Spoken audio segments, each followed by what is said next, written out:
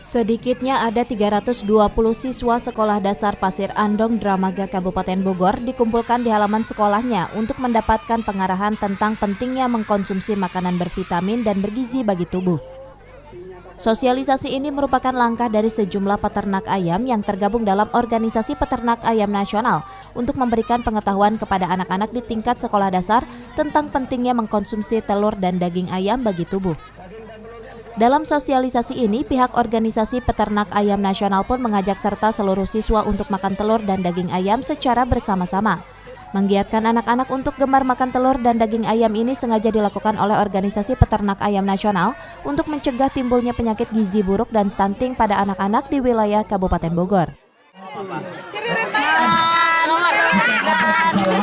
Daging ayam. Sering makan telur ayam nggak? Sering makan telur ayam? Sering. Tiap hari atau gimana? Tiap pagi. Ini juga salah satu untuk mengatasi stunting yang akhir-akhir ini marak di pemberitaan.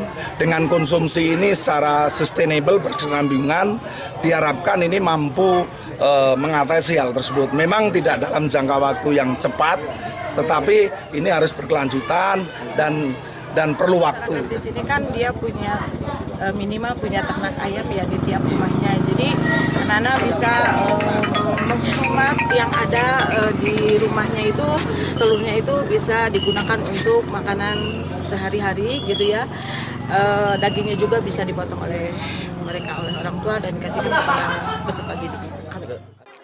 Gemar mengkonsumsi telur dan daging ayam menjadi salah satu hal yang wajib diminati oleh anak-anak tingkat sekolah dasar untuk meningkatkan pertumbuhan badan dan meningkatkan kecerdasan otak.